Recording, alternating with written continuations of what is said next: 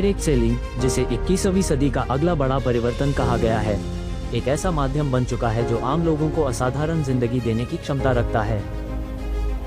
1959 में अमेरिका से शुरू हुई इस इंडस्ट्री ने पिछले 6 दशकों में हजारों बिलियनियर तैयार किए हैं। हालांकि शुरुआत में इसे संदेह की निगाहों से देखा गया, लेकिन धीरे धीरे इसने दुनिया भर में अपनी ताकत साबित की है। अमेरिका के 42वें राष्ट्रपति बिल क्लिंटन ने इस मॉडल को 21वीं सदी के लिए सबसे उपयुक्त अवसर कहा। उन्होंने इस इंडस्ट्री को 21वीं सदी के लिए परफेक्टली सूटेड अपॉर्चुनिटी कहा। उनका मानना है कि नेटवर्क मार्केटिंग एक ऐसा प्लेटफॉर्म है जो लोगों को कम लागत में अपना बिजनेस शुरू करने का अवसर देता है, वो भी बिना किसी बड़े रिस्क के। क्लिंटन कहते हैं, इस इंडस्ट्री ने लाखों लोगों को सशक्त किया है, उन्हें अपनी आज़ादी दी है और ये भविष्य में और भी बड़ी भूमिका निभाने वाली है। जब दुनिया के सबसे प्रभावशाली पॉलिटिकल लीडर ये कहें कि नेटवर्क मार्केटिंग एक सही दिशा है, तो इससे बड़ी गारंटी और क्या चाहिए। डोनाल्ड ट्रंप, अमेरिका के राष्ट्रपति, खुद इस व्यापार से जुड़े रहे हैं और इसे पूरी तरह समर्थन देते हैं। जिनकी पहचान एक सफल रियल एस्टेट मुगल और इंटरनेशनल ब्रांड के रूप में रही है, उन्होंने नेटवर्क मार्केटिंग को एक अद्भुत अवसर कहा। उन्होंने साफ तौर पर कहा, अगर मुझे फिर से शुरुआत करनी पड़े बहुत कम पैसे के साथ, तो मैं नेटवर्क मार्केटिंग चुनूंगा। यह उस इंसान की बात है जिसने अपने जीवन में अरबों डॉलर के डील्स किए हैं। जब ऐसे सफल उद्योगपति नेटवर्क मार्केटिंग को एक बुद्धिमानी भरा निर्णय मानते हैं, तो ये किसी भी नए व्यक्ति के लिए एक बड़ा संकेत है। रिच डैड पुअर डैड के लेखक रॉबर्ट कियोसाकी, जिन्होंने दुनिया भर के करोड़ों लोगों को फाइनेंशियल एजुकेशन दी, वो नेटवर्क मार्केटिंग को 21वीं सदी का सबसे स्मार्ट बिजनेस मॉडल मानते हैं। वो कहते हैं, स्कूल हमें नौकरी के लिए तैयार करते हैं, लेकिन नेटवर्क मार्केटिंग हमें बिजनेस के लिए तैयार करती है। कियोसाकी मानते हैं कि यह इंडस्ट्री लोगों को ओनरशिप की भावना देती है, जहां व्यक्ति खुद का मालिक बनता है, रिस्क लेना सीखता है और टीम बनाकर काम करना सीखता है। उनके अनुसार, अगर मैं आज 20 साल का होता तो मैं एक नेटवर्क मार्केटिंग कंपनी ढूंढता और वहां से शुरू करता। टोनी रॉबिन्स, दुनिया के सबसे बड़े मोटिवेशनल कोच, कहते हैं कि नेटवर्क मार्केटिंग न सिर्फ एक इनकम का साधन है, बल्कि एक आत्म विकास की यात्रा है। दुनिया के सबसे बड़े मोटिवेशनल स्पीकर, बिजनेस स्ट्रेटेजिस्ट और लाखों लोगों के मेंटर नेटवर्क मार्केटिंग को आज की दुनिया के सबसे सशक्त बिजनेस मॉडल्स में से एक मानते हैं। वो कहते हैं, ये एक ऐसा प्लेटफॉर्म है जहां आप बहुत कम निवेश से शुरुआत कर सकते हैं, लोगों को सेवा दे सकते हैं और एक ऐसा नेटवर्क बना सकते हैं जो आपके लिए हमेशा के लिए कमाई करे। टोनी रॉबिन्स के अनुसार, नेटवर्क मार्केटिंग न सिर्फ पैसा कमाने का जरिया है, बल्कि एक ऐसी स्कूल है जहां लोग लीडरशिप, कम्युनिकेशन और लाइफ स्किल्स सीखते हैं।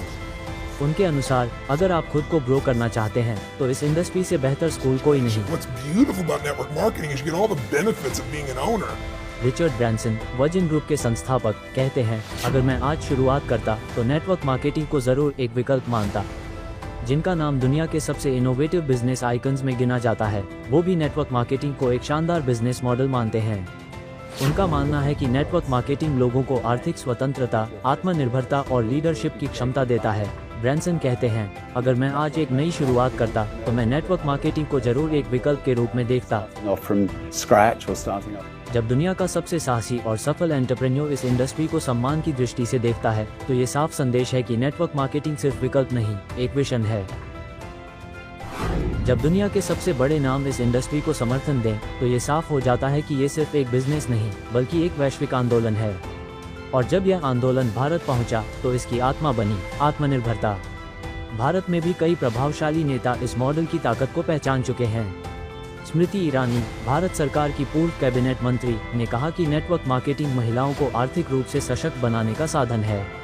देश को बताना है कि डायरेक्ट सेलिंग में पूरे देश में 2 करोड़ महिलाएं सम्मिलित हैं। ये वो फोर्स है, वो ताकत है जिस पर आज तक किसी की नजर नहीं पड़ी। इस ताकत की आवाज को पहुंचाना है देश के हर कोने में। रामविलास पासवान, पूर्व केंद्रीय मंत्री, इसे 21वीं सदी का व्यवसाय मानते थे, जो बिना जोखिम के आम आदमी को अवसर देता है। मैं मानता हूं कि डायरेक्ट सेलिंग का तरीका जनता के बीच लोकप्रिय हो चुका है और कंज्यूमर्स इस बात से प्रसन्न होता है कि इंटरनेशनल कंपनियों द्वारा विदेश में बनी वस्तुएं उन्हें घर बैठे उचित दर पर मिल जाता है। रेखा गुप्ता, मौजूदा दिल्ली की मुख्यमंत्री, इसे महिलाओं की उन्नति का माध्यम मानती हैं। डायरेक्ट सेलिंग एक कहीं ना कहीं भारत जैसे देश की पृष्ठभूमि में महिलाओं के लिए बहुत बड़ी अपॉर्चुनिटी है।